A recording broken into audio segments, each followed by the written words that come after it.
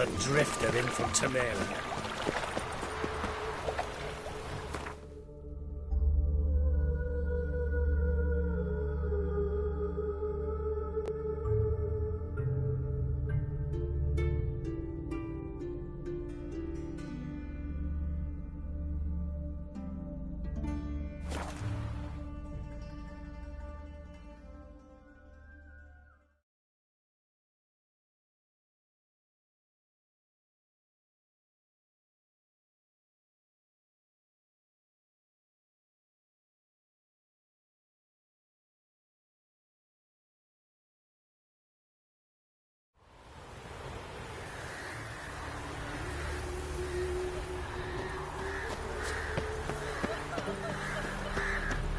Won't be as cocky once the Baron's men whip off.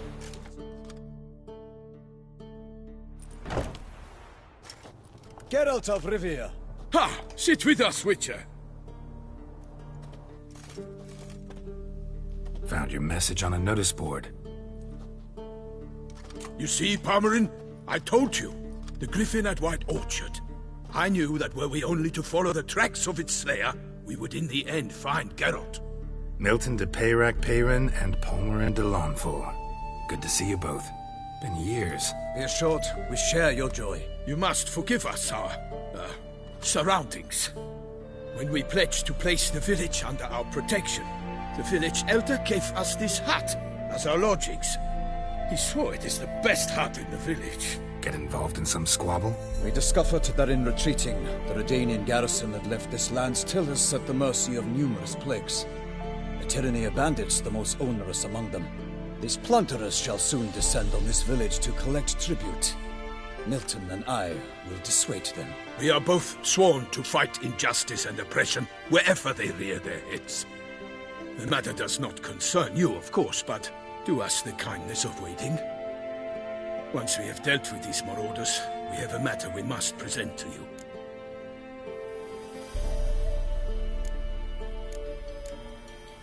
No point fighting bandits. Kill these and others just as bad or possibly worse will come in to fill the void. To cast a blind eye upon the evil, there is no honor in it. Can't stay here to protect these folk from the dangers that come their way daily. Saw what I saw. Heard them urge you to leave these raiders alone. Must have good reason to do that. Do you suggest that should we help, we assume responsibility for their fate? For their lives? This burden we cannot agree to bear. Geralt speaks wisely. We know neither this land, nor its peoples, nor its customs. And we have come with another duty altogether. How I long to return to Toussaint, where all is simpler. Soon, my friend, soon. First, let us convey our missive to Geralt in the manner tradition ordains. Peasants will be fine, Palmerin. Been dealing with bandits for generations. Your words do little to assuage my sense of morality bruised. So fess up. What brings you such a long way? We are to deliver Her Grace the Duchess's message in full, with all due ceremony. For tradition is sacred in Toussaint. All right, fine. Most honorable Geralt, slayer of monsters and all evils nefarious, which prey on the defenseless of this world. Whereas never have you been known to deny help to the innocent, nor leave widows and orphans to fates undeserved. Answer you now our present summons. Free us from the beast which floods our streets with blood, and sows panic in the hearts of rich and poor alike. Come to our aid, Witcher. Thus humbly beseeches you the Star-Crossed City's most gracious protectress, Her Illustrious Highness, Duchess Anna Henrietta. Shall you answer her call? Anna Henrietta really say all that? Word for word? Well, in point of fact, she said, bring me the Witcher and dare not spare your horses. Only make certain this time he comes alone. The Ducal Chamberlain added the rest. You know how it is. Yeah, I remember. I might add, be it unofficially, that a hefty reward awaits. Yet the specifics you will need to verify with Her Illustrious Highness. Might be the most fervent request that I take a contract ever. And the most polite. And now we've got all that behind us. I want to hear more about this beast. Some kind of monster? Just guessing. Most assuredly, though no one has caught a good look at it as yet. Our only sure witnesses. The bodies massacred in a brutal, horrid manner. Look, some sketches drafted from descriptions given by those who claim they glimpsed the beast. Each quite different. To my mind, these witnesses lie. How many victims so far? 2. When Her Grace learnt of the second, she discharged us immediately to fetch you, promising grants of land and fortunes in gold, should you answer her summons. An ill wind blows, Geralt. The beast cannot be tracked. Folks say it wields black magic. Also, both victims were nobly born, and the start of a tourney draws near. Mentioned a tourney. Why doesn't the Duchess just call it off? Simply, it is too late. The guests have arrived. The best knights of all lands, relatives of the Emperor. The beast could be a threat to others, not just to Her Grace's subjects. Got it. Before an aristocrat dies, at best it's a scandal. At worst, a diplomatic incident. Anyone tried to hunt it? Knights errant, for example? Ha! Many have tried.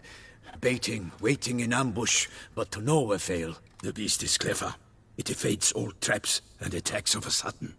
It is like a ghost. An experienced tracker. This is what we need, with knowledge of monsters. In short, we need you. Beast wields black magic? What makes you say so? The first victim vanished between bites at a feast. Of the feast-goers, none noticed this. They saw but an open window, then heard desperate cries from the street below, where a corpse had just been found. The second killing, similar. A night in a locked room. Servants all about the house. Guards all around the estate. Yet the beast somehow got him out, dragged him to the town square, and killed him there. No one saw, nor heard a thing. We have no fear of creatures against which sword and shield protect. But of this beast, nothing is known. Save that it cannot be traced, kills effortlessly, and with no rhyme or reason we can discern. I sometimes think back to all the contracts I've ever taken from sovereigns. Can't name hardly any where I came out ahead. You cannot be thinking to refuse. No. Just struck by a thought. How the Duchess can sometimes be... demanding. So you accept the contract? Excellent! We must set off at once. We long wanted this land searching for you. Yet time is of the essence. Ready to go, soon as you're packed. Ha! Then post-haste to Toussaint. To Toussaint!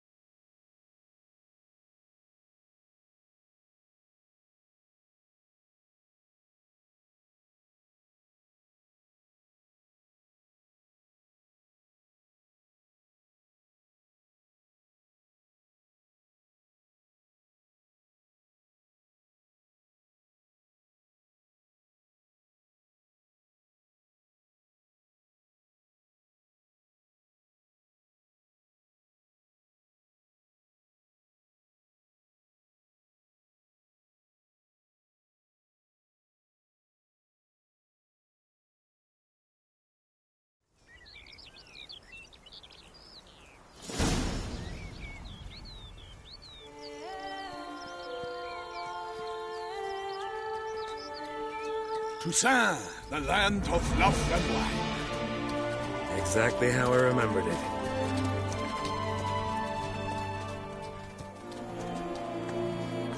You will find Beauclair's changed some these past years.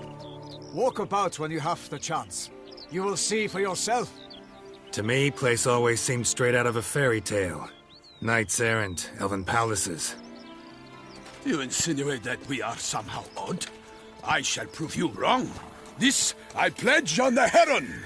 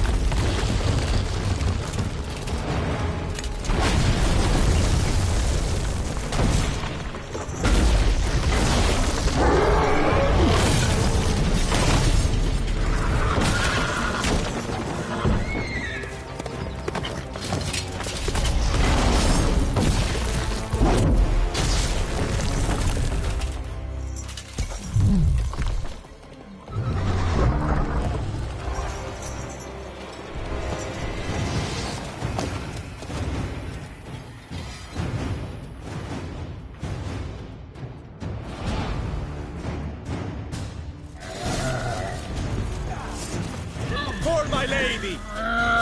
You watch out! I killed a monster! Also one for all!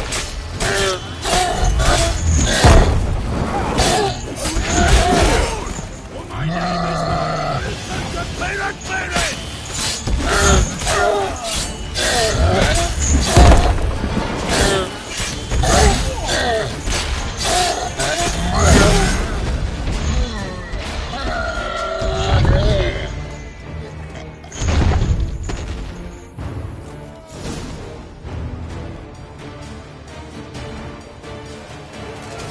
Big beast. Tackling it single-handed? None too wise. Neither is love born of wisdom, Witcher. So, Guillaume, out with it. Which fair damsel inspired you to vow to kill that filth?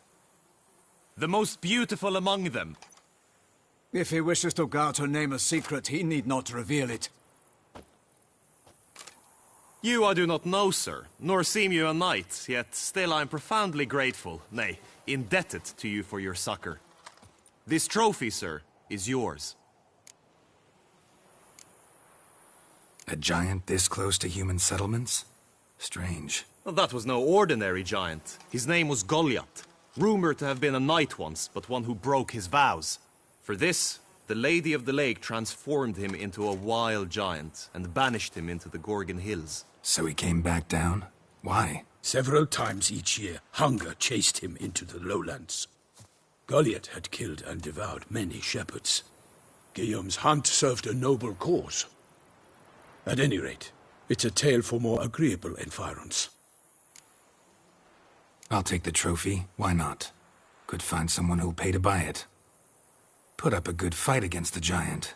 Got experience battling monsters? None. In Toussaint we mostly chase bandits. But I vowed I'd bring my heart's champion the head of a monstrosity, as the famed Gottfried, known as the Giant Killer, did. You don't mean to hunt the beast, I hope. The matter's best left to Geralt. Another challenge awaits me. Yet if Geralt is to hunt the beast, he ought to know. It struck again. The river surrendered a corpse. It washed up in the meander by the cockatrice. Damien de la Tour's guardsmen are there already, securing the area. Securing the area? Better go there now before they trample any tracks, manhandle any evidence. Set forth, then. I shall ride for the city to inform her gracious magnificence that Geralt has arrived. We'll meet later, near Guillaume's tent at the Tourney grounds.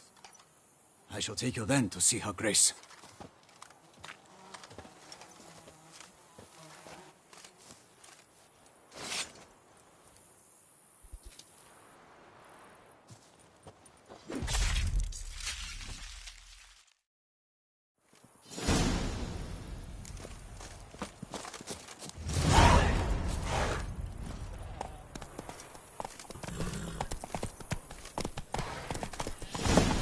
Brave kid, Guillaume. Farmer oversaw his upbringing. Guillaume is his kin.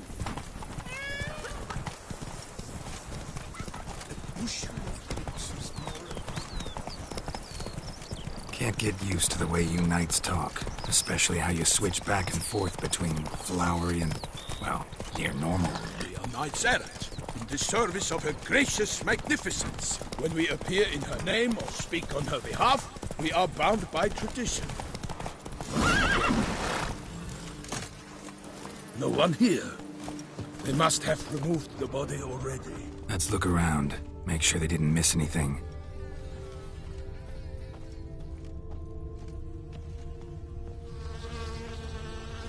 Hobnailed boots, multiple sets of prints. Ducal guard, clearly. Let's see where they went. Walked along the shoreline. Perhaps the body lay on the bank.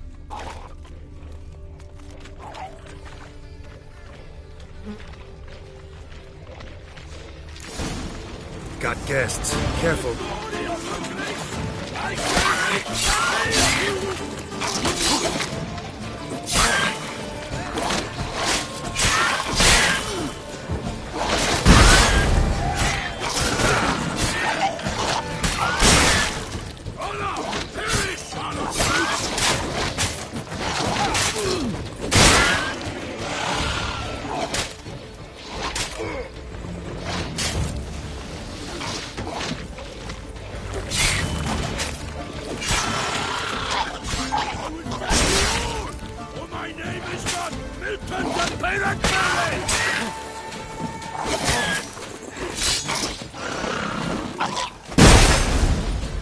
Drawn here by the smell of blood. Let's keep looking. Anything taken by the current ends up in these shallows. Yes, the stench is fierce. Blood. Guardsmen pulled these nets out of the water, then cut the mutilated body free. Gonna dive in, make sure they didn't miss anything.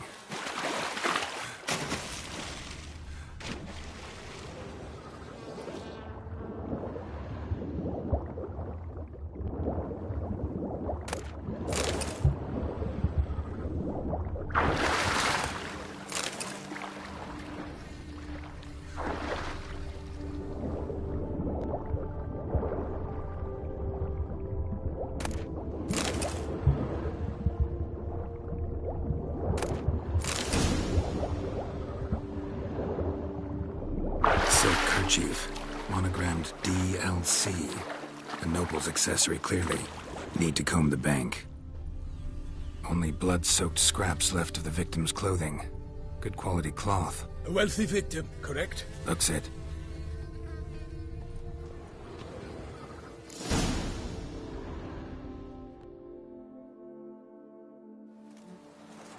Look, a boat was launched here.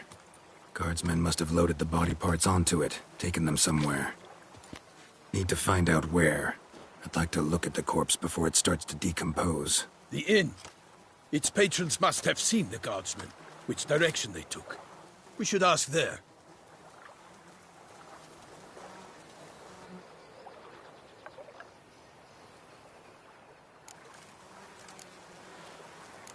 Seems we've got ourselves an audience. You think this surprising? The locals will tell the children of children they do not have yet, of the day a quartered corpse was pulled from the river. One thing. Found a handkerchief in the water. Monogrammed DLC. Mean anything to you? Delacroix? It cannot be. Was it he the beast slew? Seems so. Knew him well? Long past. We were close friends once, but our paths diverged. He was a man of extremes, standing by his companions, no matter the odds. Fighting his foes to the bitter end. Foes? You have a lot of them? He did. But I do not see what that has to do with the beast. Ah, Geralt, you've struck a raw nerve. Memories of a time long past, to which I'd rather not return now. I understand. We can talk later. Let's go to the tavern. I shall have to leave you soon. Return to court. Barely got back to Toussaint.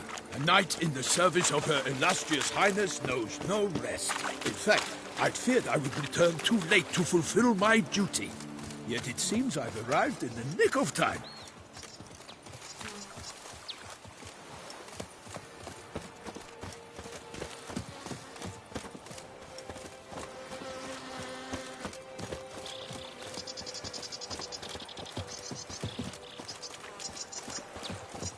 Once you have finished examining the corpse, be sure to report to Anarietta. Anarietta? Her Grace, the Duchess.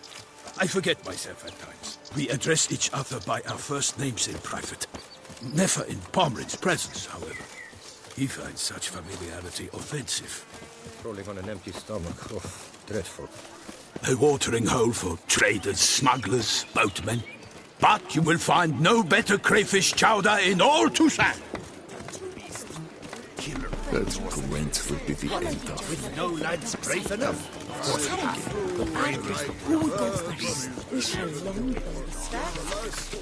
Ducal clerks looking for help. Could be good coin to be made.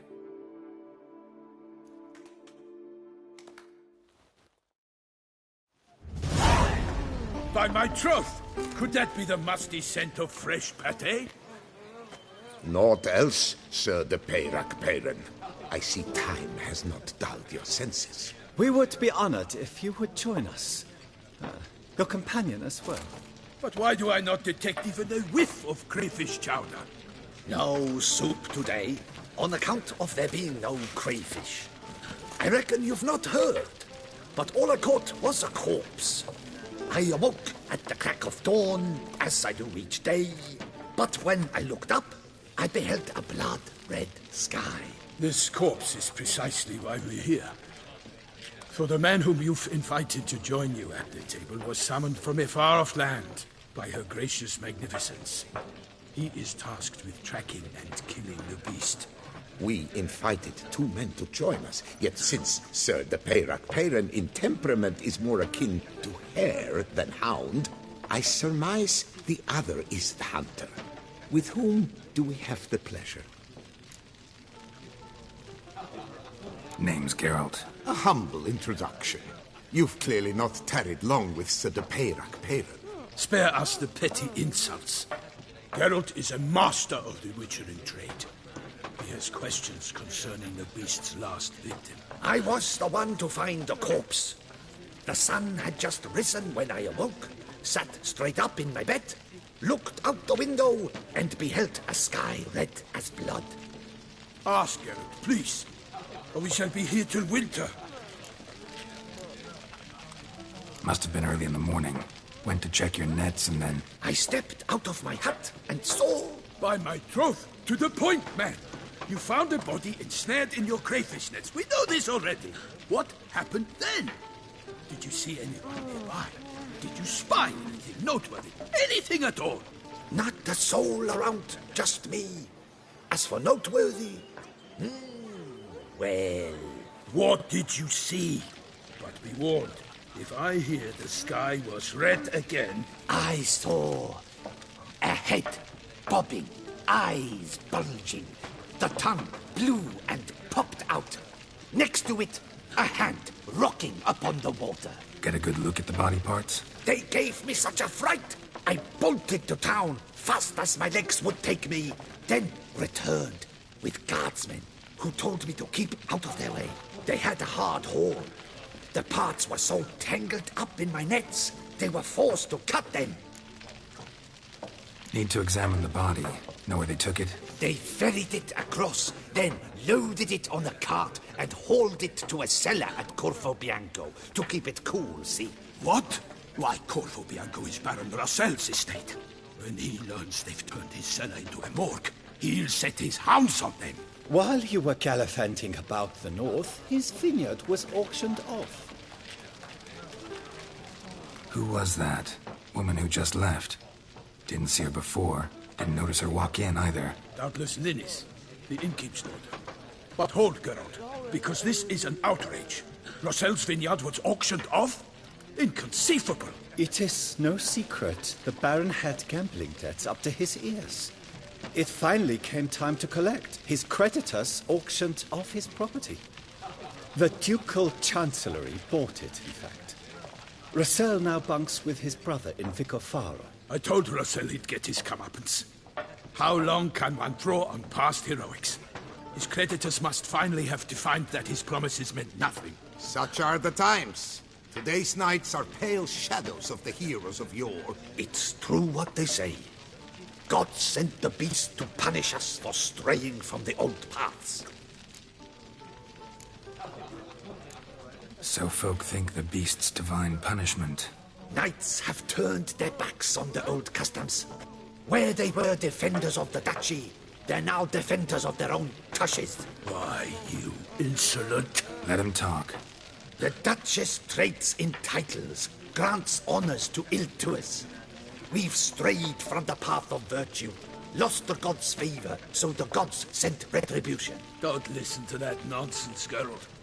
It's rehashed street preacher codswallop. Yes, the rebel rousers have been sprouting up like weeds lately, each offering the same bill of goods. They say anything else about the beast? Besides it being a messenger of the gods? The Toussaintois are no fools. They see clearly the beast kills on days honoring patron saints. Picky monster. Thanks for the hospitality. Time I examined the corpse. Corvo Bianco lies a short way from here, near the tourney grounds. Just follow the road and you'll arrive. Not coming with? Oh yeah, duty of some sort calls. Some sort? Ha! Her Grace bestowed a great honor on me, even before we departed for Velen. I'm to play the hare during this year's game in the palace gardens. When you see me in my costume, you will wet yourself laughing. A little tempted to ask a few questions, but it sounds like a long, complicated story. One involving lengthy digressions into local history and tradition. So, see you later, Milton, and good luck.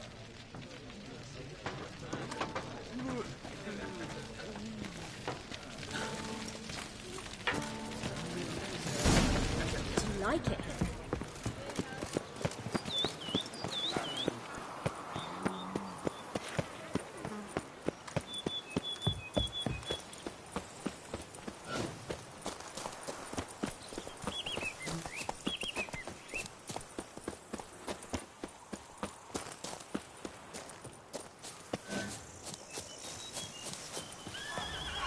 Sounds of a fight. Have to hurry.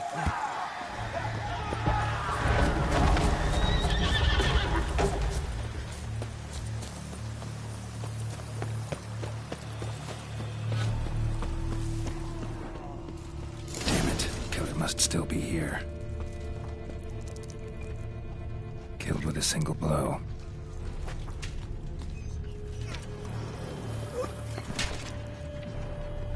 Woman from the inn was wearing this coat. In the cellar, gotta be. Footprints. Small, bare feet. Lead deeper into the cellar.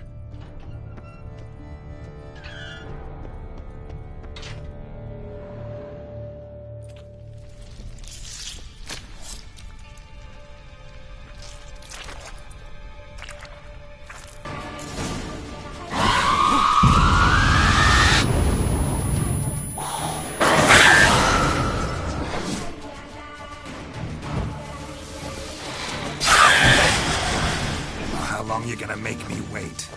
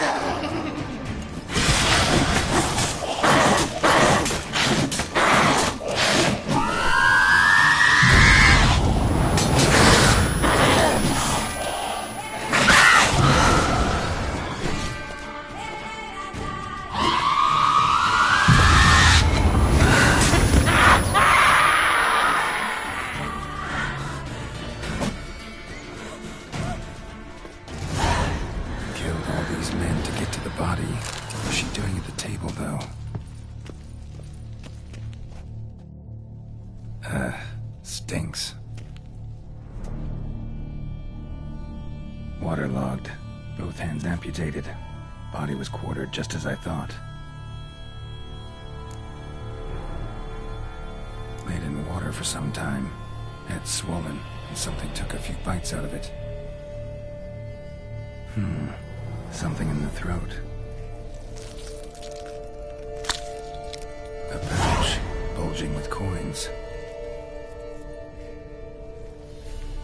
Nilfgaardian florins, from several different provinces. If the murderer did this, means we're dealing with a sentient thinking beast.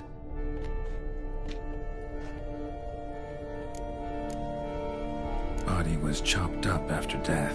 Blows struck with great force, but bones sliced through, not crushed. Creature that killed him had long claws, sharp as a witcher's blade. First sank its claws into the victim's heart. No Bruxa did this. Third hand. A spare? Except it's clearly not the victim's. Guardsmen must have not noticed it if they picked everything up.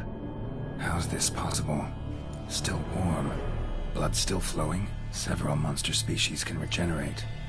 Never heard of that happening to their severed limbs, though. Or of their limbs seeming completely alive after so much time. Examine the tissue more closely later. Might learn something.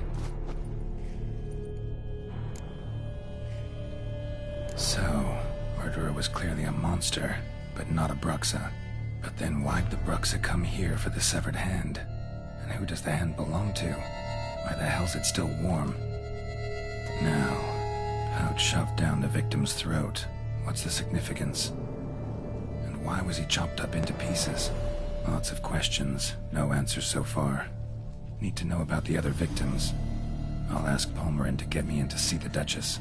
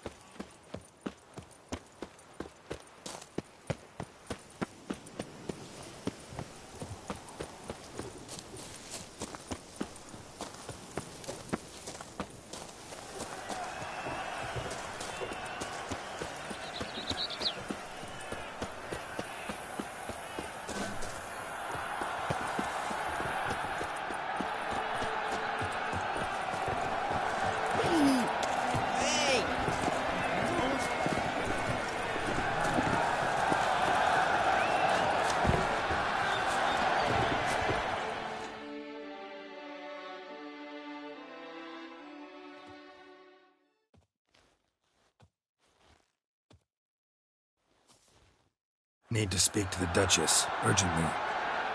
All right, you scamps. Story's done. Go find your parents. But the Palmerin, what about the story of Riddick and the dragon? A tale's for another time. But take a good look at the man who stands before you now. This is Geralt of Rivia, the master witcher who lent his valiant hand to the defeat of the giant Goliath. Master Witcher, is it true virtue always trumps villainy?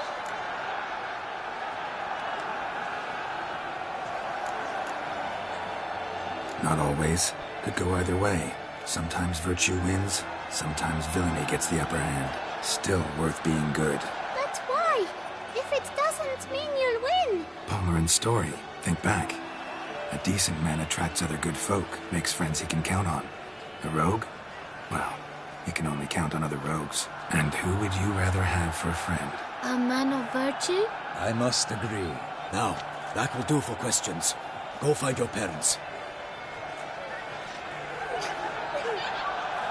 Her Enlightened Highness has doubtless arrived at the tourney grounds to watch the battle in the arena. If we hurry, we'll be in time to speak with her before the spectacle begins. Lead the way.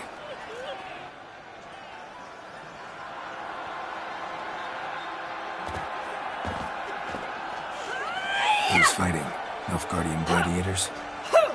Close, but not quite. As we'll soon see.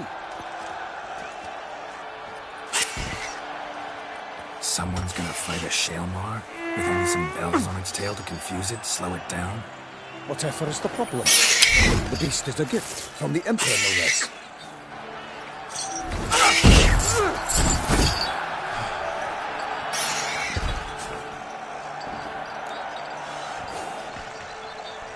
Shouldn't torment the beast. How would you like to be dumped in an arena, blindfolded with a string of bells hanging from your ass? Pity a monster. You, a witcher? I slay monsters who are a threat to humans. You're out to humiliate one to entertain a crowd. No knight will gain any glory from this. Who's going to fight the beast? Guillaume, the young man you met. Yeah. Mentioned he'd promised his heart's capture a monster trophy. Great love demands great sacrifices. Let's go.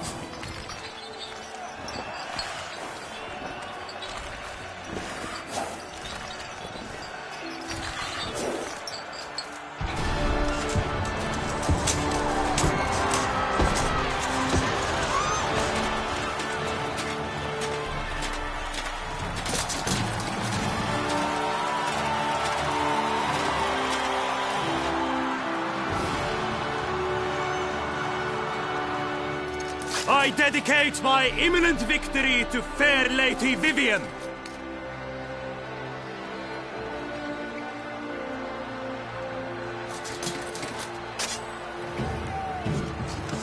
It's begun. The fight shall have to end first. We must wait.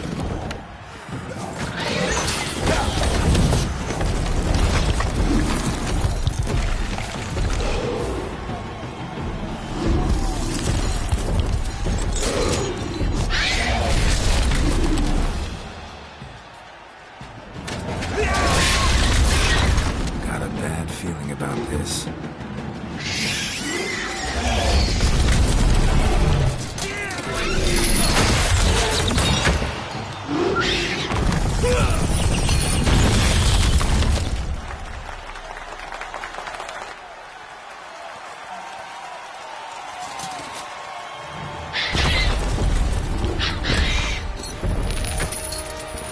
Damn it.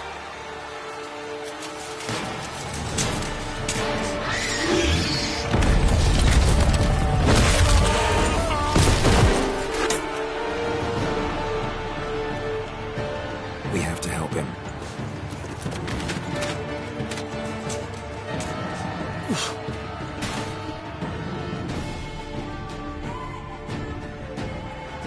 For honor! Onward! Let's connecting! The beast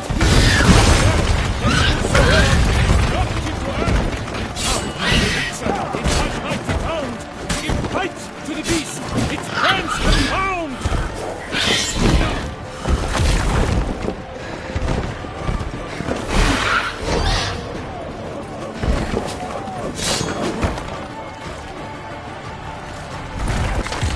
The fate of the beast shall be soon the witcher shall triumph against the odds! Out be flame! The witcher's life will snap! All our hope shall last, and faith will die!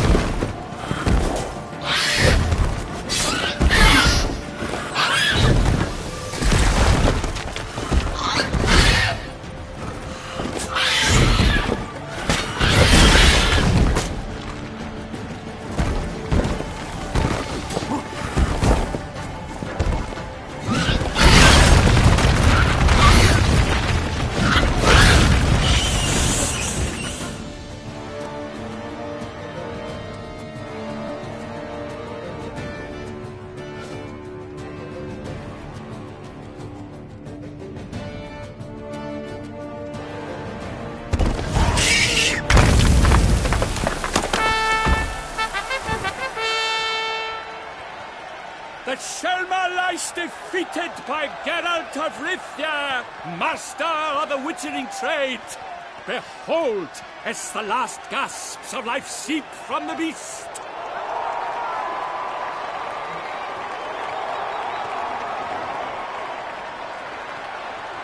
Master Geralt, do what you must. Finish the deed!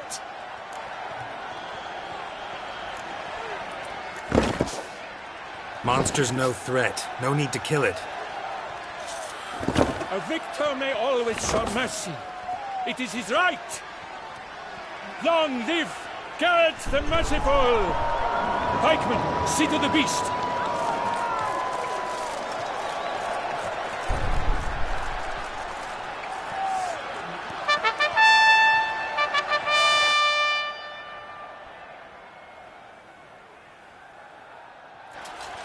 Forgive me. I am not as nimble as in my younger years. You fought bravely. Thanks for your help.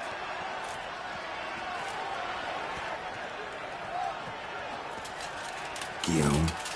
The lad came damned close to dying. I'm fine. Not hurt at all. Vivian? Smile as befits a hero and keep silent. Speech clearly pains you. She approaches.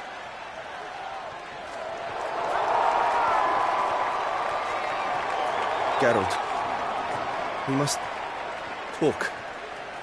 Vivian. You shall talk later, in the medic's tent. Geralt, magnificent, breathtaking. Your Grace.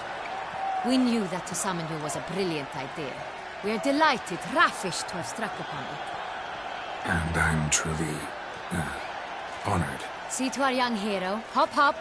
For we must make off with Geralt. We should talk. We had been long awaiting your arrival. Had nearly lost hope. Then suddenly, that entrance, so spectacular. Your Grace.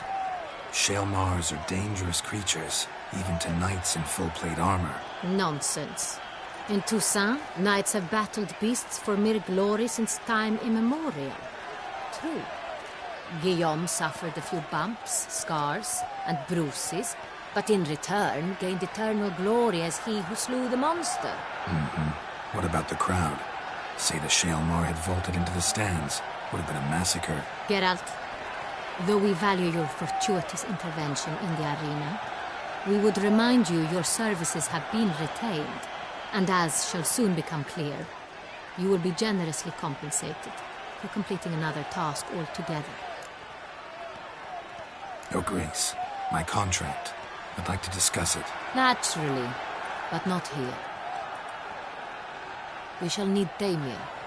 He led the investigation pending your arrival. But whatever could he be? Come, we must find him.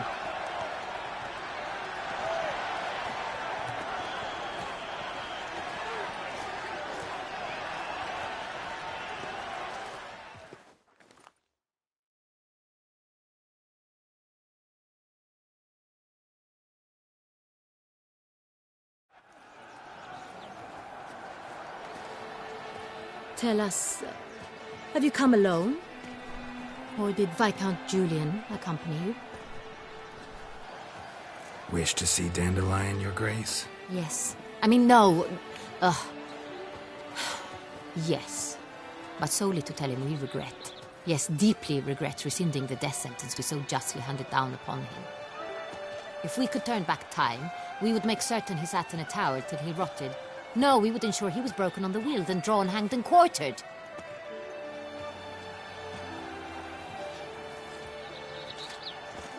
Ah, the very man we would entrust with these tasks.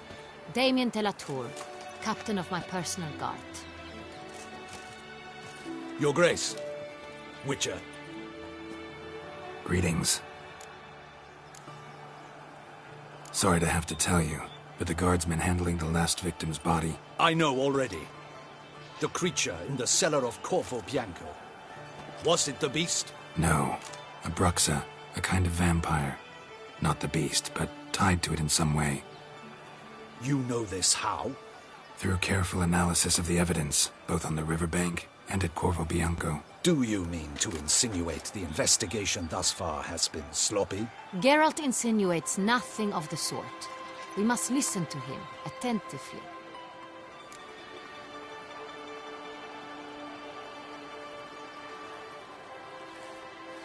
I examined the body of the beast's last victim. Might have found something, need to analyze it. A quiet place, that's what I could use most right now. And maybe the help of an alchemist or a mage.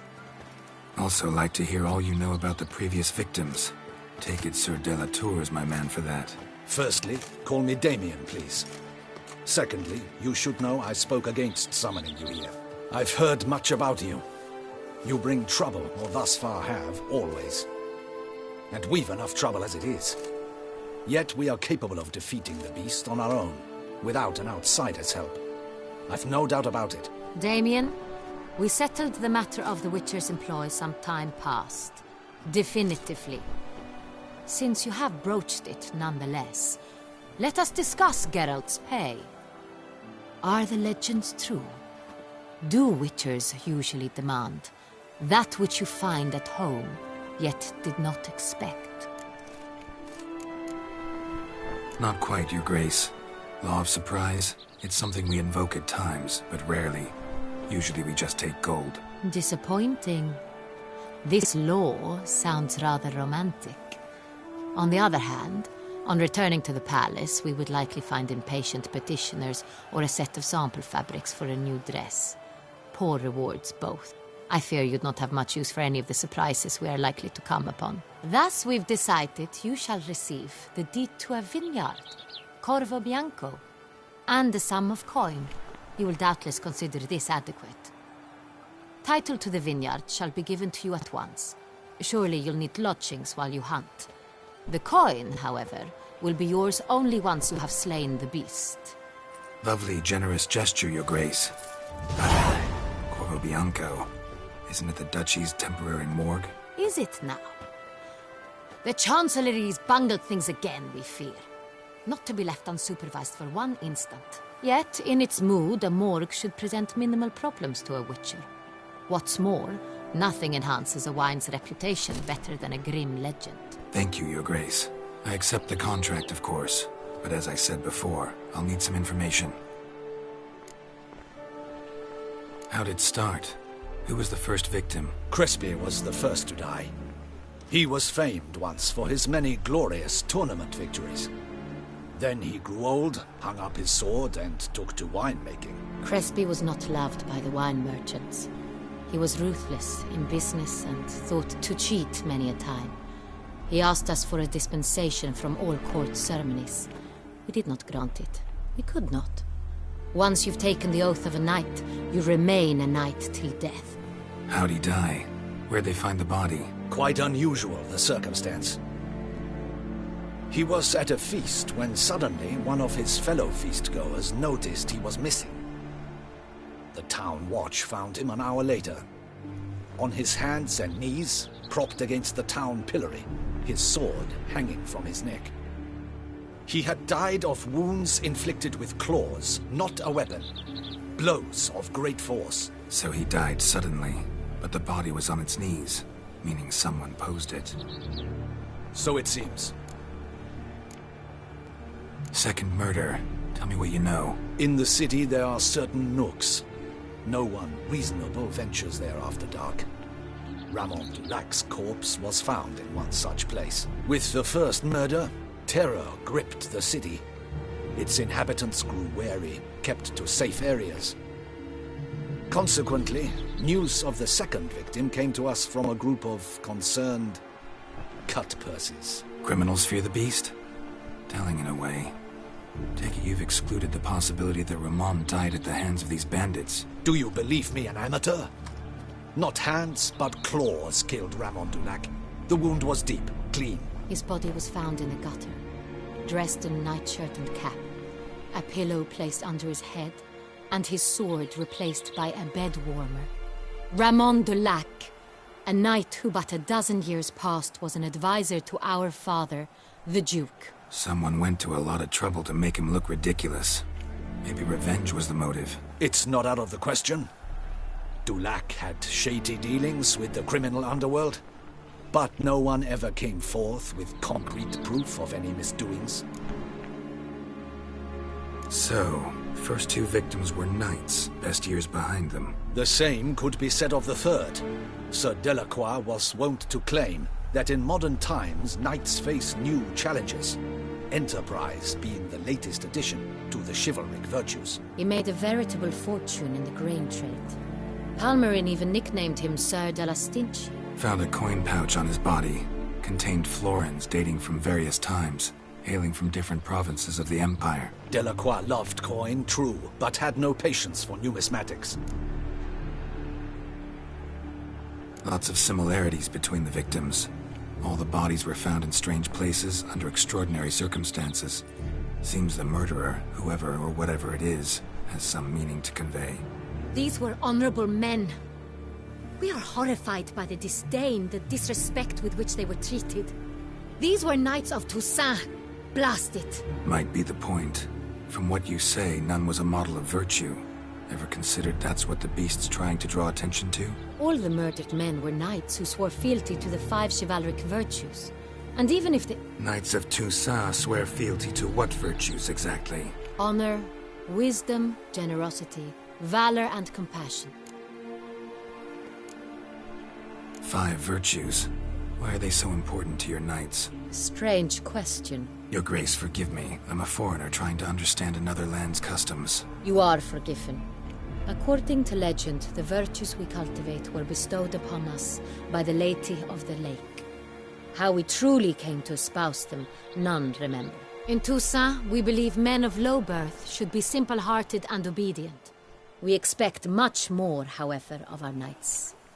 They are to be soldiers and courtiers, lords and servants. Thus the need for clear moral guidelines. At the time of his dubbing, a knight vows to demonstrate throughout his life honor, wisdom, generosity, valor, and compassion. Beast seems to be pointing up moral decay, denouncing it. Victims were all humiliated. Might have been murdered to emphasize their lack of specific chivalric virtues. Honor compromised by the pillory. Wisdom by ridicule. Generosity by a coin pouch shoved down a throat. It seems to fit true, though not perfectly. Can't discount the theory if it's on the lips of everyone in town. Say our reasoning's right.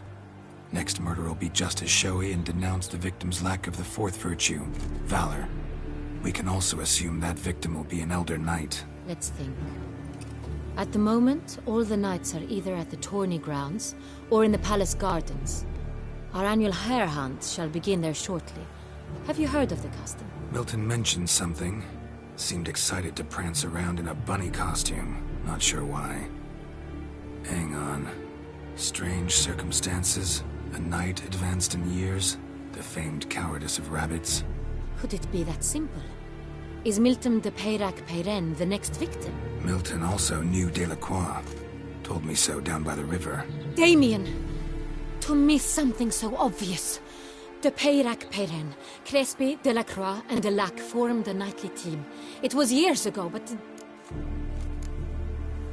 They were a team? They were close friends, tightly knit, and as such earned the trust of our father, the Duke. We often witnessed him turn to them with delicate matters. Later, their paths diverged. Unlikely to be a coincidence. Beast must know it too. It's a lead, I'm sure. Your Grace, we need to find Milton, immediately. Rather problematic. You see, the garden entertainments are due to start, and he's disguised as the hare, hiding somewhere, waiting for some tipsy courtiers to find him. The hare's hiding place is a carefully guarded secret. We must call off the game, at once. First and foremost, we must remain calm. Damien, order the garden searched immediately, but discreetly. By no means can we disrupt the festivities. Panic will only incite the beast to strike sooner. And you, Witcher, follow me. My gardens, my night, I shall take the fall. A murder is out of the question. I will not allow it. Not near my palace. Horses? Ready our horses!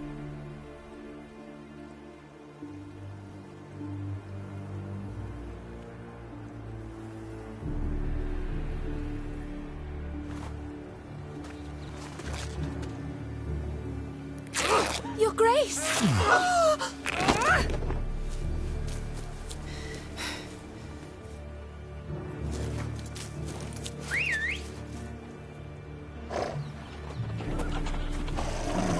What the hell? Why, I should... Your Highness, Mind it doesn't get wrinkled. Onward!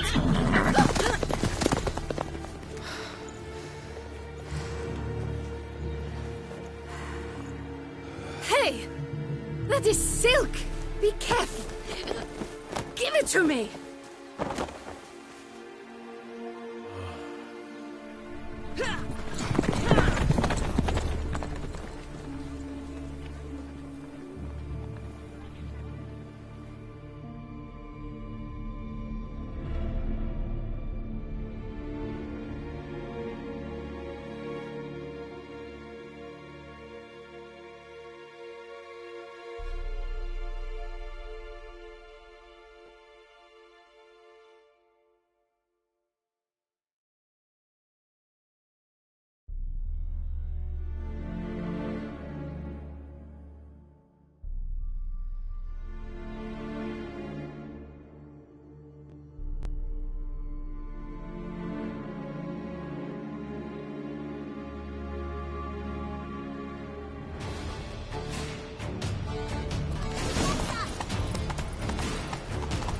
Your Grace seems right at home in a saddle. Like the wind! Yes, Clear the path! Clear the way, I said! Did you hear, sir? It is part of the game.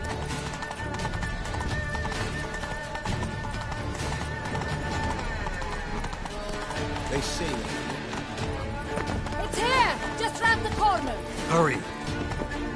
We must go to where the game is being held. The participants must find a unicorn's horn, a golden fish, and a phoenix egg. With these in hand, they can deduce where the hare, Milton, hides. Mean we need to find those things too? We've no other option, but time is of the essence, so we shall have to...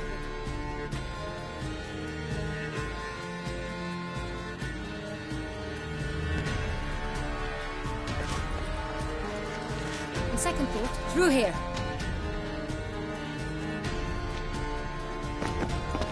I shall show you where the hunt plays out.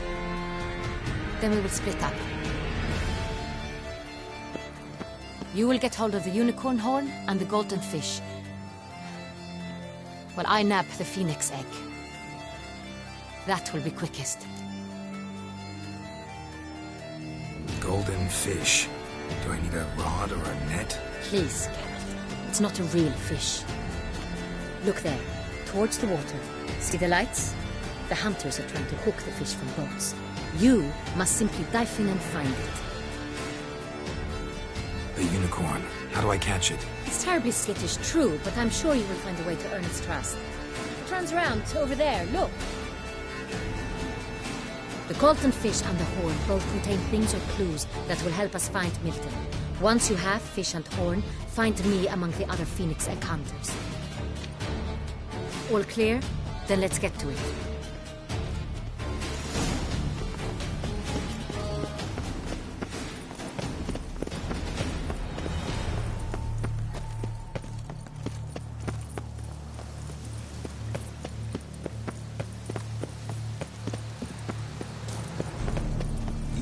To call a state courageous or coward, what other part of the state would one have in mind?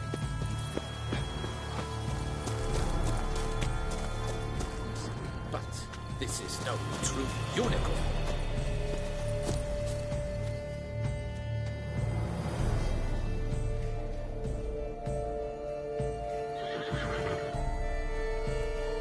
Perhaps an apple will work. Or some sweets. We would not be in this predicament, dear sister, were you still a virgin. Do you really wish to have this conversation again? Here and now? Hush, or you'll spook the beast. We shall try the sweets. Hey, folks. Gonna have to ruin your fun. Sorry. Who's that?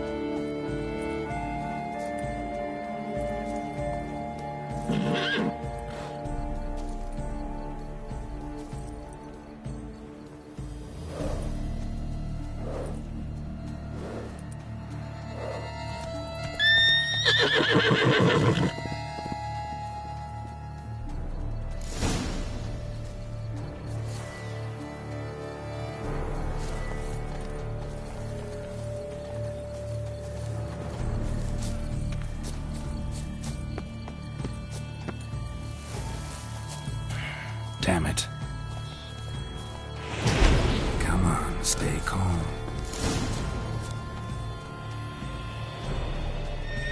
Shh, calm down. Easy now.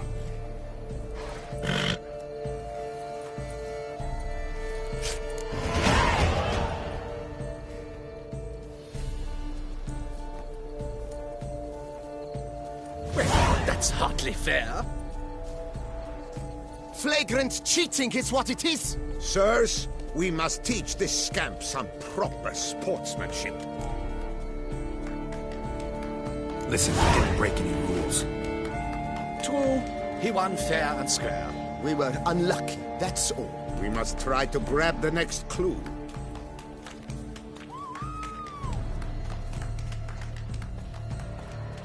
Gardens are huge. You're better off on horseback. Unworthy. Entirely inappropriate behavior. A complete collapse of social norms.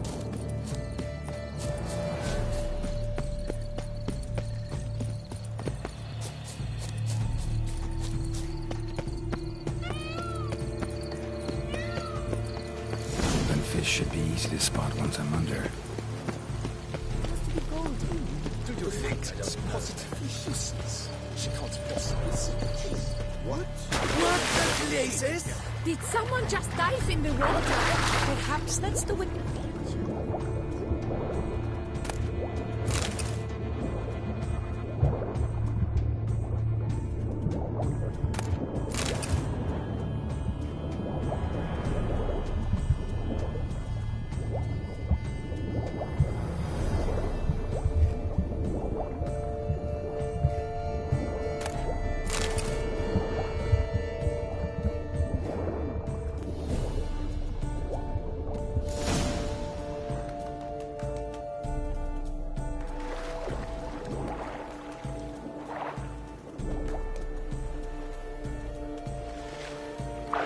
Hey, wait. Stop. It's important.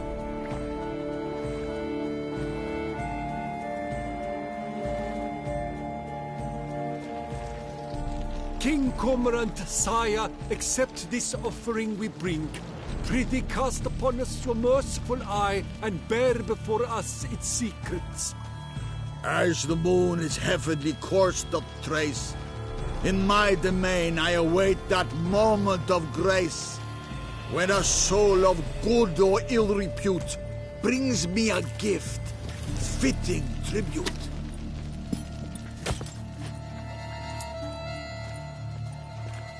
A key.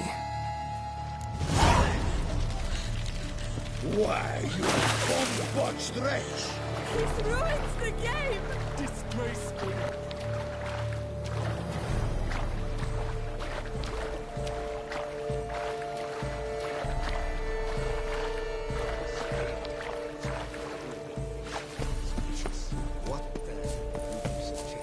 What's new, mon ami?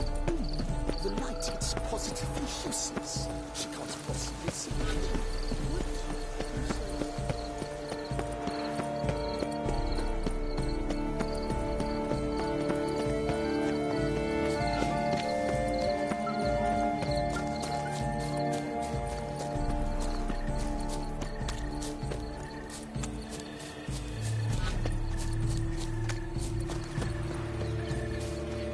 But your eyes. No buts. I wish only. Forgive my wife. If you please, Your Grace. We do not please. We act out of the highest necessity. All shall be explained later. But it's against the rules. I am the rules.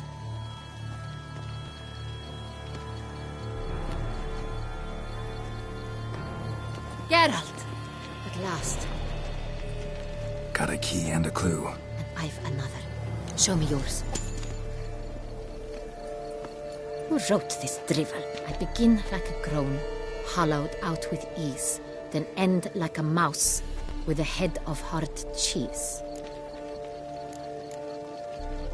Let's see. Grown. With ease gives us green, right? And mouse with a head of hard cheese.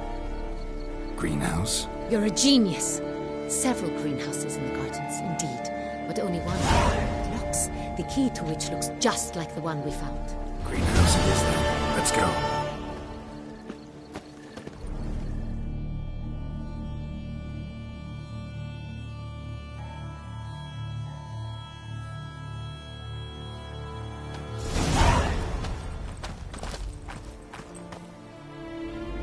Wait here.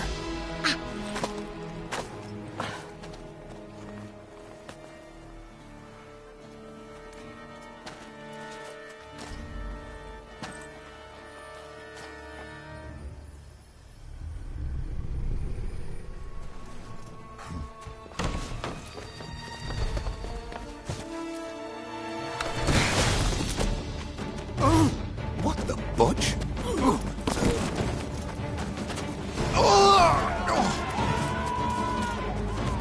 What was that?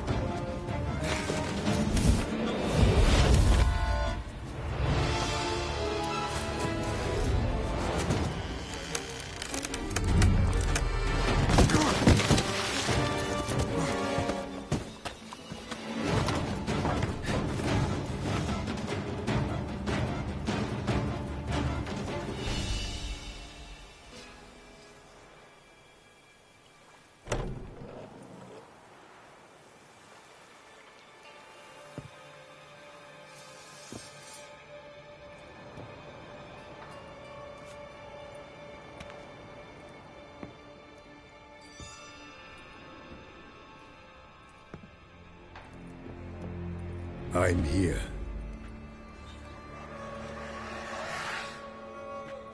This belonged to you, maybe? It did, but you may keep it. I've a new one. I do not know you. I've done you no harm. Yet first you butchered a Bruxer who was dear to me. Now you pursue me. Why? You've killed 4 innocent people, at least. And you? How many innocents have you cut down? I don't kill innocents. Murderers, though, you bet. I'll soon be done. I've but one left. And you, should you not stand down. And once you're done, intend to leave? Go kill somewhere else? No. I intend to live. Happily ever after.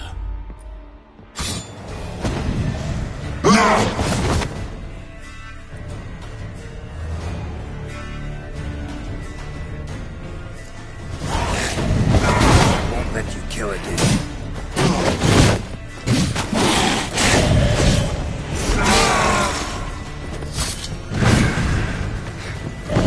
How long you gonna make me wait?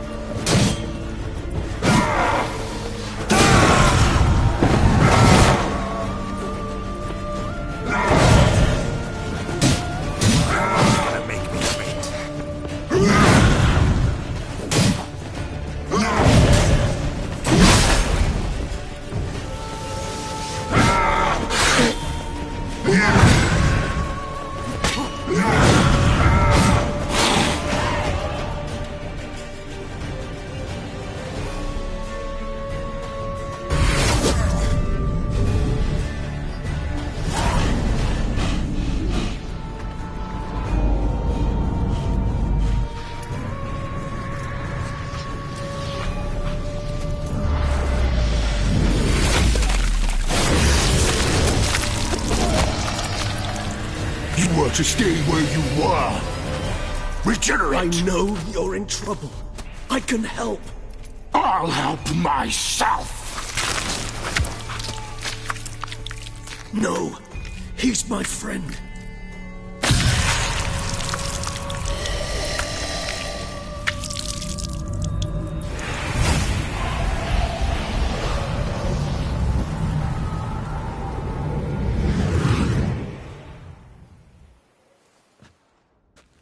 Yes, Geralt, it's me.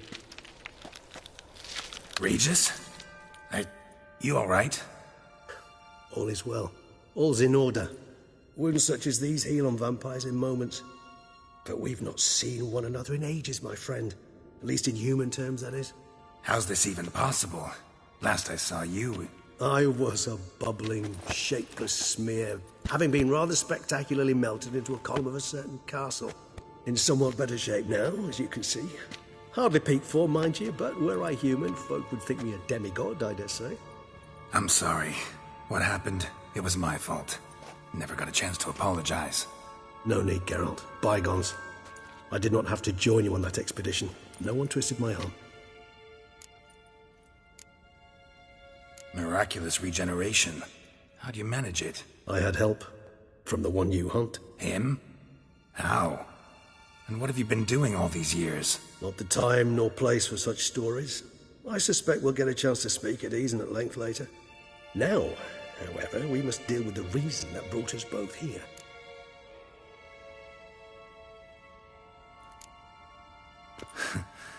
Local serial killer seems to obey you. Maybe you could talk him out of it, convince him to stop murdering. Why do you think I've come? It shall not be easy, as Dettlaff can be rather stubborn. Though you must certainly recall that neither do I surrender readily. So that's his name. He's your friend? You might call it that. Though Dettlaff is...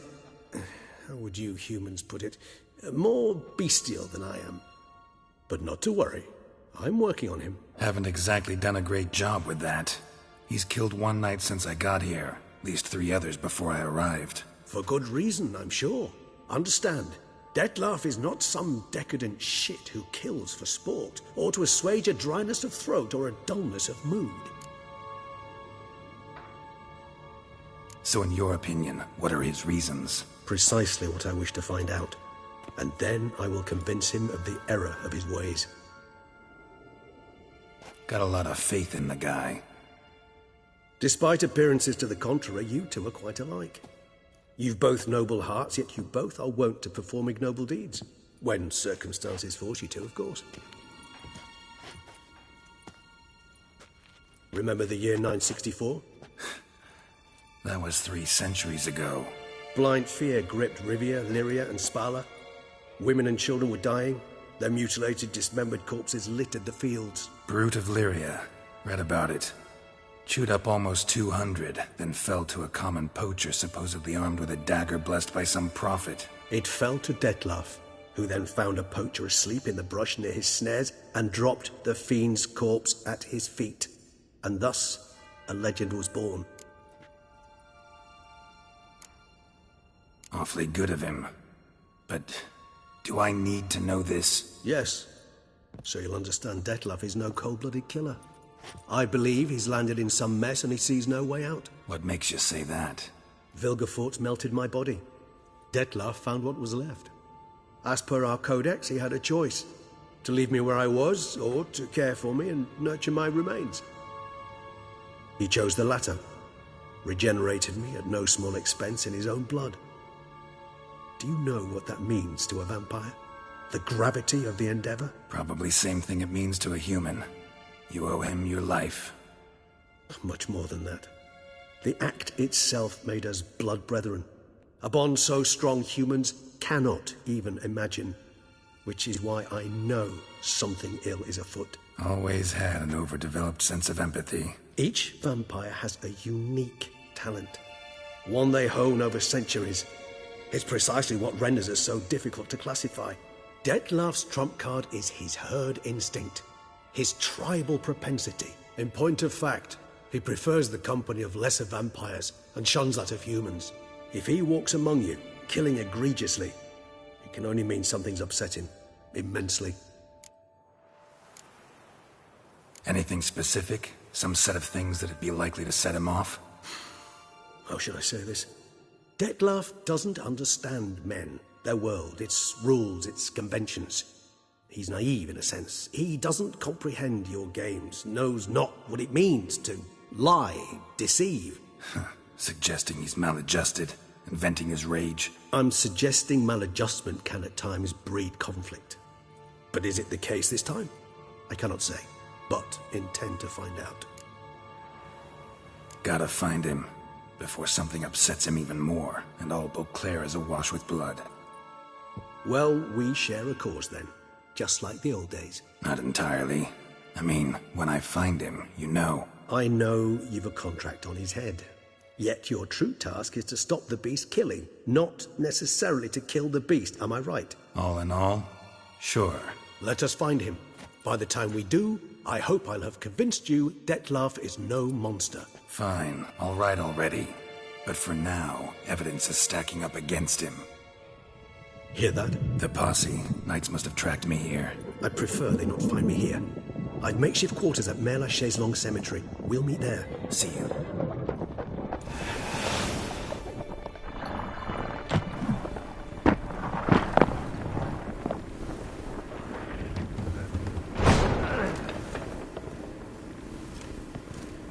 Witcher, we flew here as fast as our courses would carry us. Yet I fear we're late all the same. Pray, where is the beast? Still investigating. About to inspect this site. Withdraw your men before they trample all over the evidence. Sirs, we must let the Witcher do his work. Milton's murder cannot go unavenged.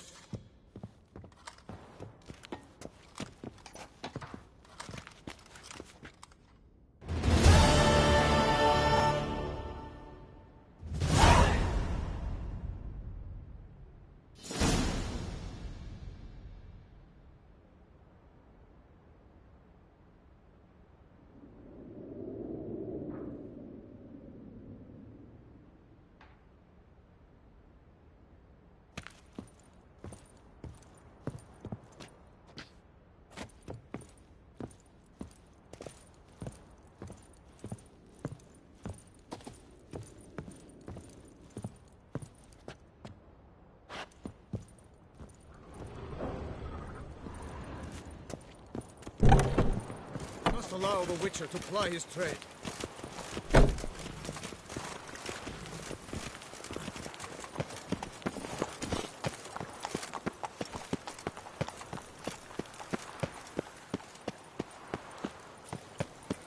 The guard brings peace to our domain.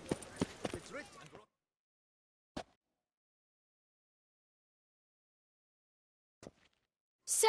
Sir! A letter for you, sir! Letter? Who from? Can't rightly say, sir. I was just to deliver it.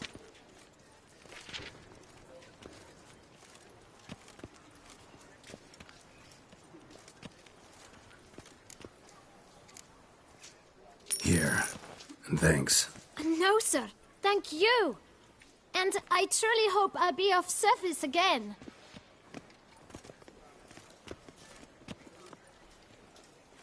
Dearest. I suspect weighty affairs, rather than merely the wine festival, have drawn you to Toussaint. Perhaps you'll find time to probe a certain matter in spite of this. I recently came across the mention of one Professor Moreau, a scholar in Beauclair, who conducted research into Witcher mutations.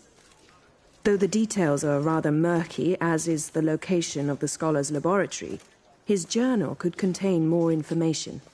It lies buried with him in his tomb. I enclose a map I found in the book I happened upon. Though less than completely legible, I trust it will prove useful nonetheless. I felt this matter could prove of some importance to you, thus I dispatched this letter without delay. Whatever you decide, please take exceedingly good care of yourself. Your Yen. A professor who studied Witcher mutations. Might actually be worth looking into.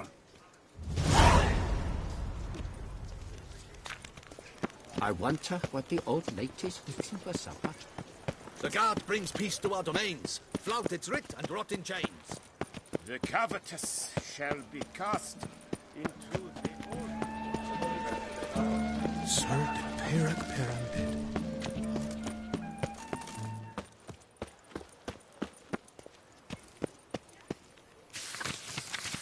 Lac Selavie. Might be worth looking into.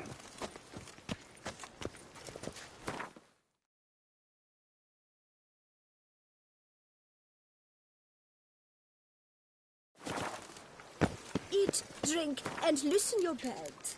for you are in Toussaint. Needs an escort. Not something I do often, but might be worth investigating. Disperse! The exhibition of the Reginald Daubry monument will remain closed until further notice.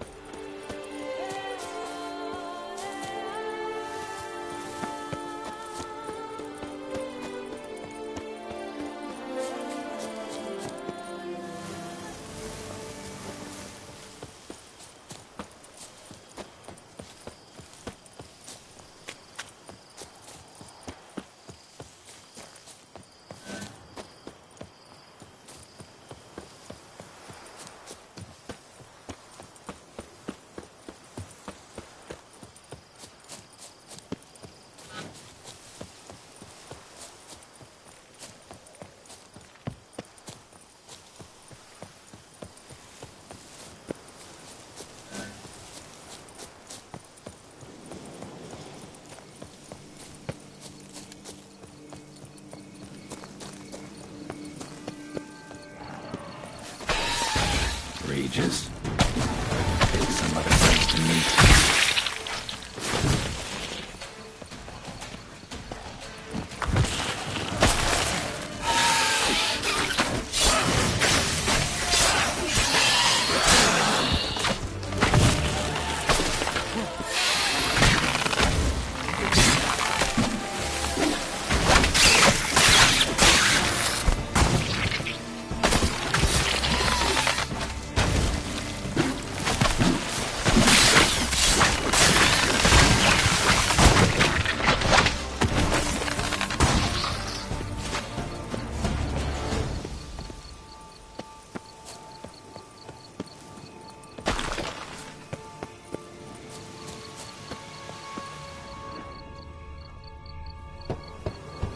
Regis!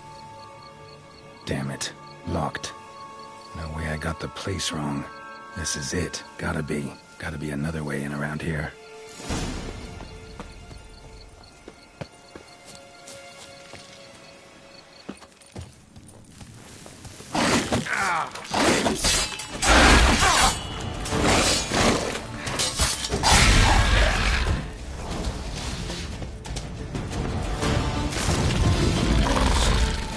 Vittles aplenty around here.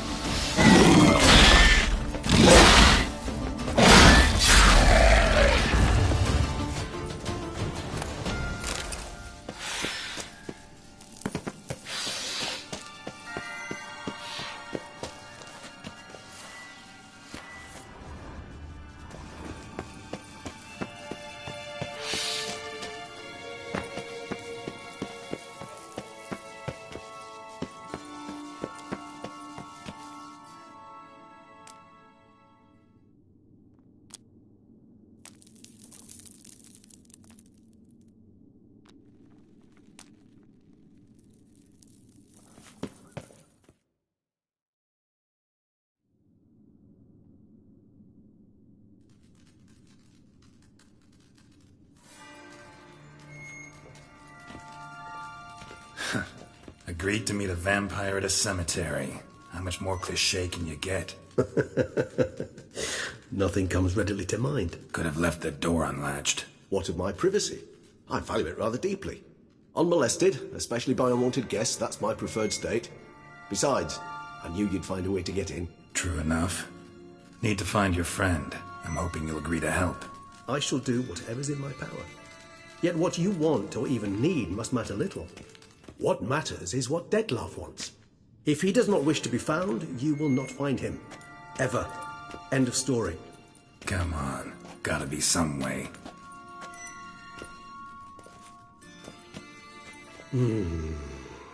Vampires can evade detection by the senses, and no divination magic works on us. Even the most precise megoscope would be useless. And this? Could this help? Wherever did you get that? Off one of the beast's victims, found by a bend in the river. Body was chopped in pieces. 3 of those pieces were hands. Hand with the ring seemed the odd one out. Abruxa had taken an interest in it.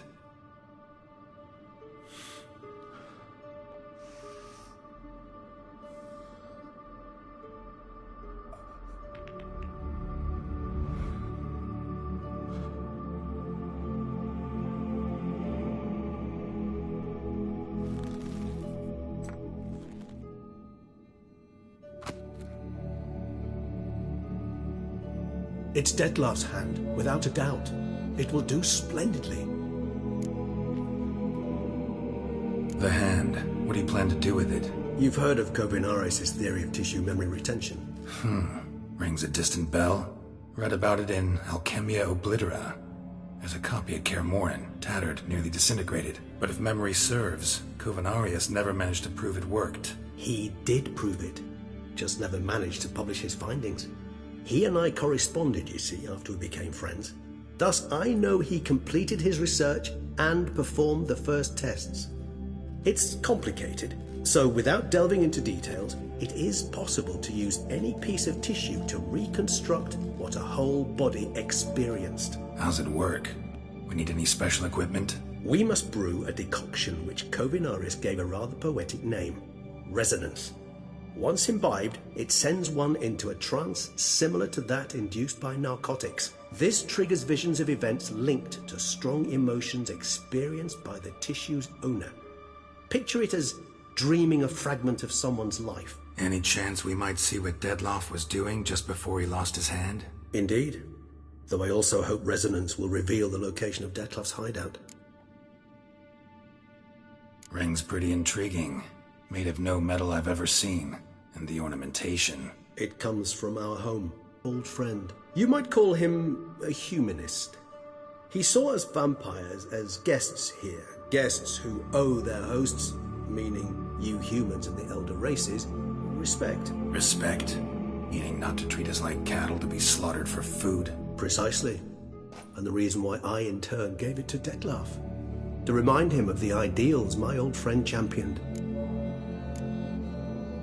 Can't you just summon Dettlaff? You're both hired vampires. There's gotta be a way. If I'm to be entirely candid, there is indeed one. But believe me, we will be better off never availing ourselves of it. It is a last resort. Absolutely. Last resort? The hell? Why? There is a being who can summon Dettlaff. Possesses the authority, even the power, to force him to appear in a given place. But the very act of contacting this being, well, it's akin to walking a slack line extended over a chasm filled with molten lava. An exercise as perilous to me as it would be to you. A risk I'm unwilling to take. I beg you, let's do it my way. It will be both quicker and easier.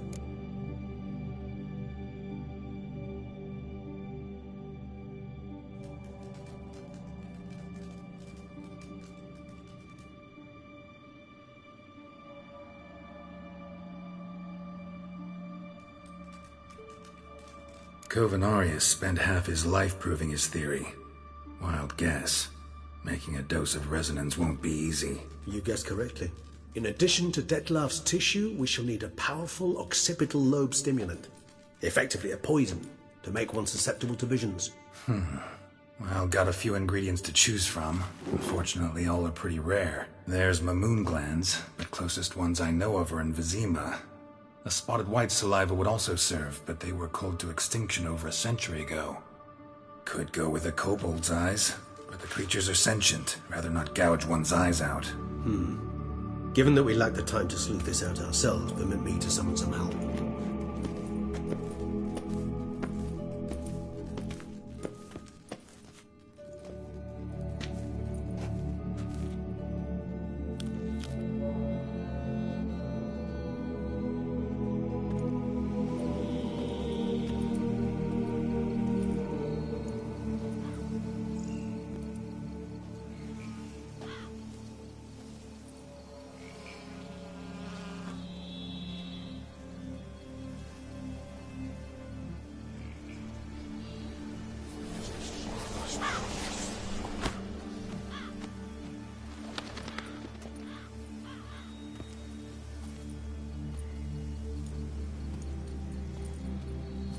What was that? A raven? Rather a common sight at this latitude. Very intelligent fowl. I asked him to look for the creatures you mentioned. Him and his brethren. Perhaps they'll find one in the area, and I would hazard that a flock of ravens will spy any said creature faster than a solitary witcher would. With all due respect to your skills, my friend. It will take them some time, nonetheless. So, perhaps you'd care for a snifter of mandrake. Rarely say no to a snifter. Sadly, this is but a weak infusion rather than a proper distillate. Even better. I remember your mandrake hooch. Made people say things they'd have rather kept to themselves. Now, what could Geralt of Rivia prefer to keep to himself?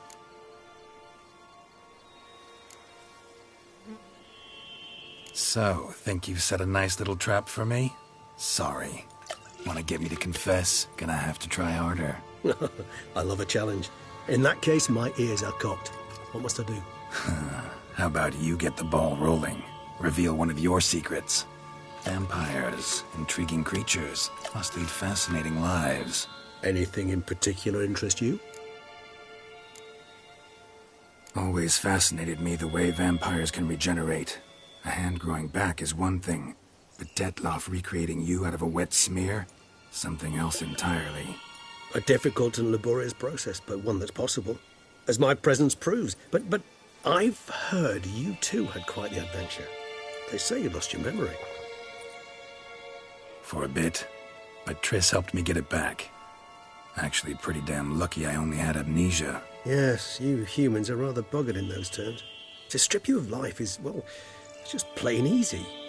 I've always pitied you in that regard. We vampires are much harder nuts to crack. If a member of another race kills one of us, we can be reborn with a living higher vampire's help. However, if one of our own strikes the deadly blow, death is permanent. There can be no rebirth. One of the chief reasons why vampires long ago swore never to fight one another. Got a new life, new body. That give you a new start, blank slate? Starting all anew is a very broad concept. What exactly do you mean? Your blood addiction, say. Wondering if your body's the same, if it still remembers. Maybe if you drank now, you wouldn't get hooked. All addictions are a form of slavery. Re-addiction's not a risk I'm willing to take, just to test a hypothesis about corporeal regeneration and whether propensities carry over. Fair enough. Curiosity, that's all. Sorry. Not to worry, Geralt. Curiosity's a natural reaction under the circumstances, apart from which I've always valued that trait in you. Gotta ask you the big question.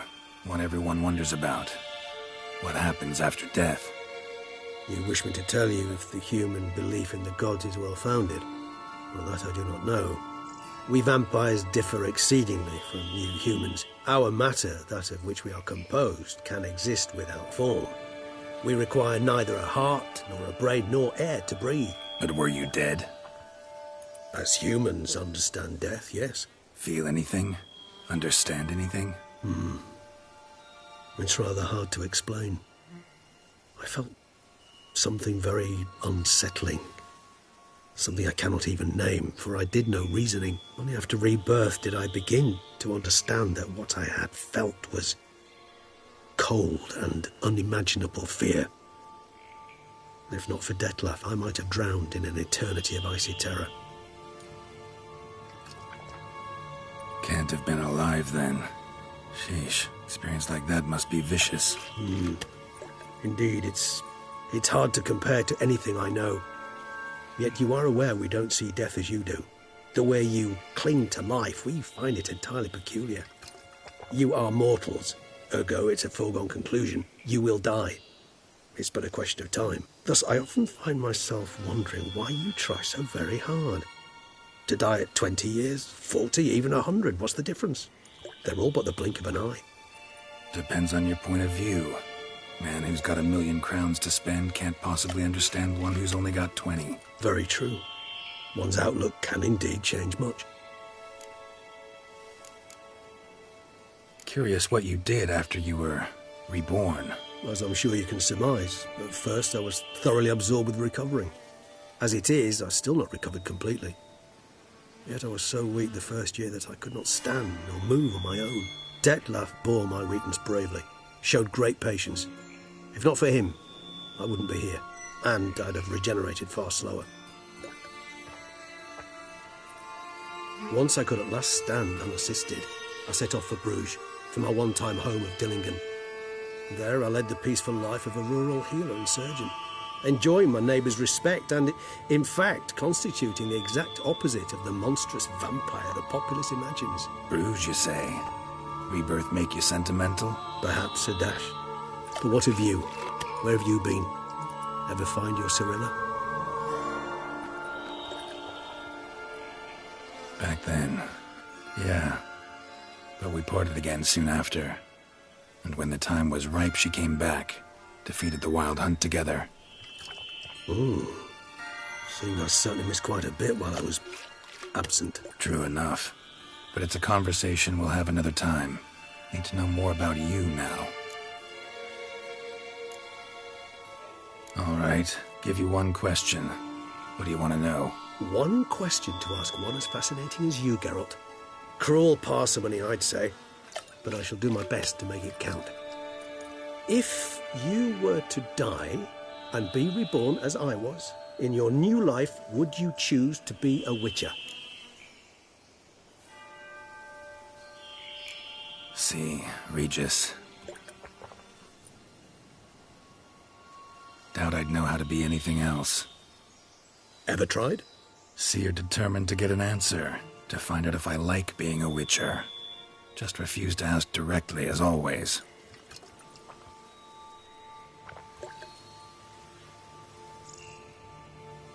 I like being on the path. I like picking up a lead, a trail. I like the tension right before a fight. And nothing gets my adrenaline flowing like battling a beast. Even gotten used to people treating me like a freak, an outcast. Yeah, not something I think about much, but I like being a witcher. Thank you for being honest. Honesty is an attribute of the truly brave, and thus a privilege of the very few. Still no sign of your winged friend. Sure it understood what you wanted? Dead certain. Let's wait a bit longer. It'll return soon, don't doubt that for a moment.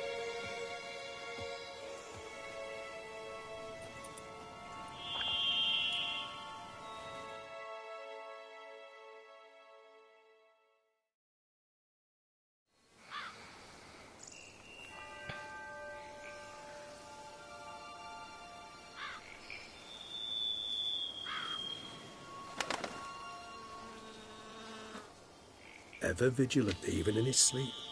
Quite vampire-like, in fact. Are you absolutely certain they don't administer a few of our genes during the trial of the grasses?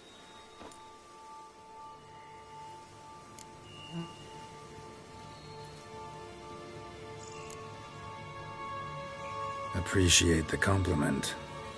Got something for me? You were right. No kobolds or mamoons for miles around. Knew it. Allow me to finish. You see, there's this spotted white. It haunts an abandoned residence in the Caraberta woods. Impossible. My brethren hunted down every last spotted white before I was born. Then it seems you must revise your knowledge of spotted whites. For somehow this one managed to survive your brethren's onslaught. It seems I know this home it haunts. Recall a tale about it. Locals believe the place cursed. Perhaps that's how the whites survived entirely unmolested. Whites rarely appear in the woods, even less likely to find them in abandoned human homes. They inhabit remote wildernesses, old abandoned cemeteries. What's your point? This might not be a spotted white after all. Your little helper might have made a mistake. I sincerely doubt it. Ravens are devilishly intelligent creatures, and they've highly developed observational skills. What exactly did they observe? The area around the estate. It's covered in spoons. Spoons? Spare me the skeptical smile. I'm but the bearer of this news. Or perhaps this spotted white is a hoarder. Or the spoons are somehow related to the curse. Let's do this. Start making your decoction while I go get some saliva from that white. Uses it in its brews. Do you imagine the white will simply sell you some? Worst case scenario, I'll bring you its salivary glands. They ought to do as well.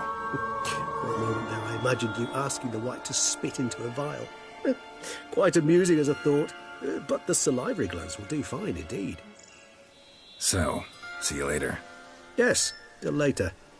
I shall start by perusing some tomes. Tomes? Thought you were gonna make this decoction. We require one last ingredient. Alas, obtaining it could prove a trifle toilsome. Thus, I hope to identify a suitable alternative. All right. Good luck. And to you, my friend.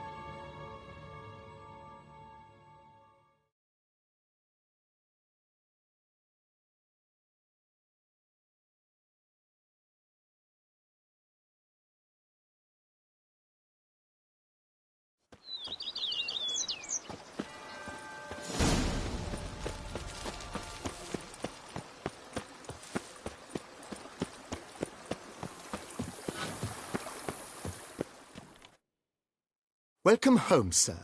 I am Barnabas Basil Faulty. By order of the Duchess, I shall serve you as Major Domo of Corfu Bianco. I previously served with distinction at the Nibli family manor and in Nazaire with Admiral Rompali, who, as you are certain to know, is an extraordinary, demanding gentleman. Whoa, Barnabas Basil. One thing you ought to know. I'm not your typical landed gentleman. Truth be told, this is the first real property I've ever owned. Oh, in that case, you must leave it all to me. I shall organize, see to everything, and whip the house into order. I dare say this place will soon be the most prosperous vineyard around. Great. Can already see I'm in good hands. Vineyard comes across as a place with a rich history. Know who owned it before me? Baron Rossel, who went bankrupt, forcing him to sell the estate to the Duchess. The Baron, in turn, had purchased it from Monsieur Bolius of the Headsman, a truly colorful man of Ketweni origin. He was actually a headsman? No, not him, but his great-great-great-great-grandfather. Indeed. Apparently, he was a common cut-purse who somehow secured for himself the post of ducal headsman in Beauclair. Went about his work with an exceptional penchant.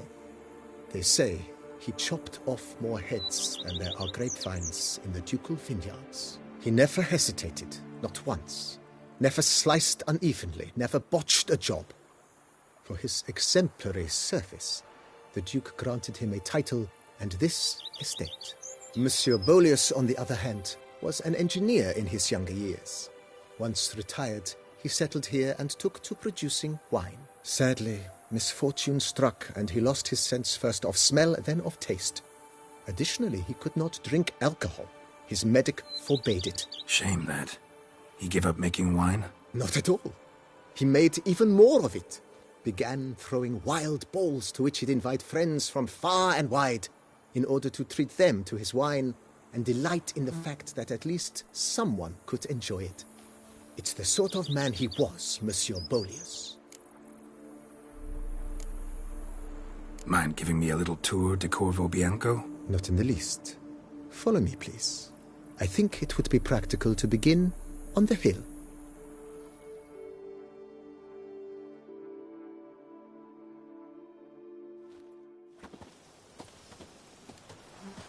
Behold, sir, your estate in all its splendor. Pretty vast. Indeed. And now, sir, allow me to show you a handful of interesting details. Follow me, please. Been a major domo all your life? Yes, I come from a long line of major domos. My father was a major domo, as was my grandfather before him, as was my great-aunt. In fact, she was the one to start the tradition. Great-aunt? A hard woman. It is said that already as a child, she knew where she was going and went there. When she arrived in Beauclair, she signed on as a chambermaid at one of the vineyards, then slowly worked her way up to major domo. She dragged the rest of the family up the same path. Even a horse drops if you ride it with a constant gallop. What do you... The servants' quarters. I occupy the green home. With the Duchess's permission, I have hired a full staff. Their salaries to be paid from the ducal treasury.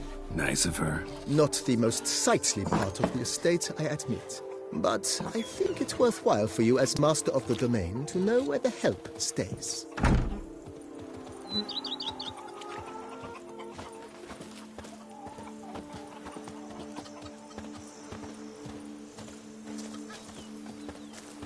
Baron Rossel ordered the vines in this part of the estate uprooted and olive groves planted in their place. They look beautiful, especially come spring.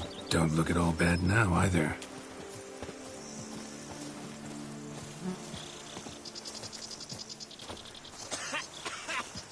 Down below lies your vineyard, where we grow a strain of Carfanere, one of the world's oldest, aged in oak barrels. It provides for an exquisite wine with distinct blackberry, wild cherry, plum, and cinnamon notes.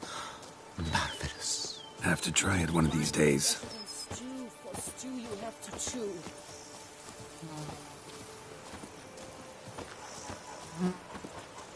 Nice well. Picturesque. Yes, though it ran dry long ago. During the raucous feasts Master Bolius held, he would order it filled with wine. There's a tale about a guest attending a Bolius ball for the first time and thus unaware of the custom. He had suffered great heartbreak and had decided to end his life by jumping into the well. The festivities were coming to a close, and the well was nearly empty when the suicidal guest finally jumped. Instead of killing himself, he merely broke his legs. To numb the pain, he drank the wine. Drank himself to death? Not at all. When found the next day, he had concluded he'd witnessed twin miracles. The water had been changed into wine, and he had survived. He retired to a monastery in the Dragon Mountains and began preaching the wisdoms of Lebioda.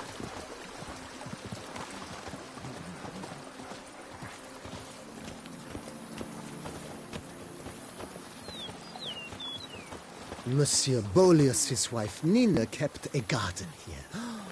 A supremely lovely place it was. Bit neglected now. I agree. Yet nothing stands in the way of restoring it to its former glory, and once again planting it with herbs and other vegetation.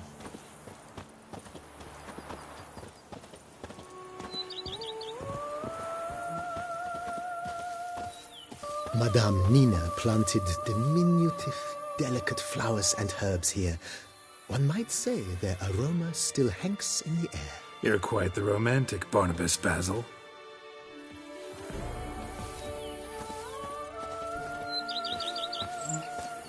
A bushel of grapes is more a burden than that steel of yours.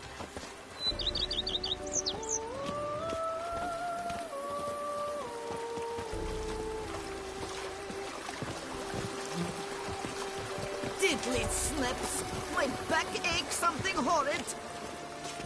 Even a horse drops if you ride it at a constant gallop. This served as an additional wine cellar in years of plentiful harvests. Bit of work, and it'll make a fine stable for Roach. A witcher. We could use one around here, full time. I've lots to do before it gets dark. The cellars, voila. During Monsieur Bolis's time, wine was kept here, but Baron Rossel used it to store olive oil as well. I took the liberty of cleaning up the mess, which I made while fighting the Bruxa. Thanks, Barnabas Basil. Appreciate it.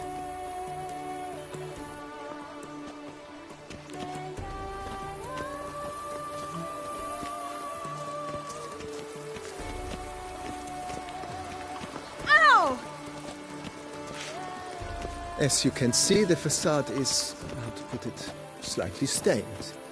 But one cannot deny it, a certain subtle southern charm. True, though it could use a bit of subtle paint.